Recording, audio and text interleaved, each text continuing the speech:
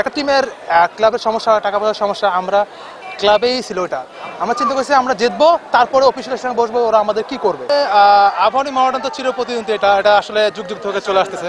আসলে আজকের ম্যাচটা আমাদের ভাইটাল ম্যাচ ছিল, যেহেতু আমরা লিগের একদম সবার শেষে। আজকে আমাদের জয়টা খুব প্রয়োজন ছিল, আল্লাহর রহমতে জয়টা আমরা উইন হয়েছি। যেহেতু আমরা 3 গোলে লিড নিয়েছিলাম, পরবর্তী ওরা 2 গোল দিচ্ছে, শেষের দিকে আমরা চাপ ক্রিয়েট করে ফেলছি আমরা নিজের প্লেয়াররা। শেষের দিকে আমরা যখন কথাবার্তা বলে মোটামুটি একটা হ্যান্ডেল করছি যে আসলে আমরা ইজি থাকলে ম্যাচটা বার করতে পারবো। ইনশাআল্লাহ আমরা ইজি ছিলাম, আমরা ম্যাচটা বার করে ফেলছি।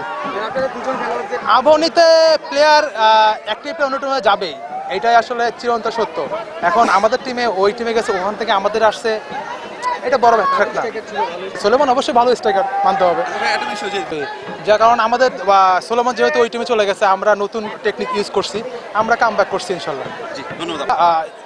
ক্লাবের সঙ্গে আমাদের একটা বেতনের সমস্যা এটা আছেই। আমরা বলছি আমরা প্র্যাকটিস করবো না, যেহেতু আমাদের খেলতেই হবে, যেহেতু আমাদের আবাহনীর সঙ্গে খেলা, চিরপ্রতিদ্বন্দ্বী খেলা। আমরা প্ল্যান করছি যে আমরা এই ম্যাচটা আমাদের মতোই করে খেলবো।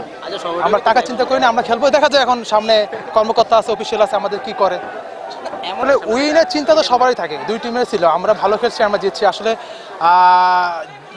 একটা টিমের ক্লাবের সমস্যা, টাকা পয়সার সমস্যা, আমরা ক্লাবেই ছিল ওটা। আমরা যখন কুমিল্লার জন্য উদ্দেশ্য রওনা দিয়েছি, তখন আমরা এই জেতার জন্যই আসছি। আমরা ওই টাকার জন্য আসি নাই। আমরা চিন্তা করছি আমরা জিতবো, তারপরে অফিসিয়ালের সঙ্গে বসবো, ওরা আমাদের কি করবে।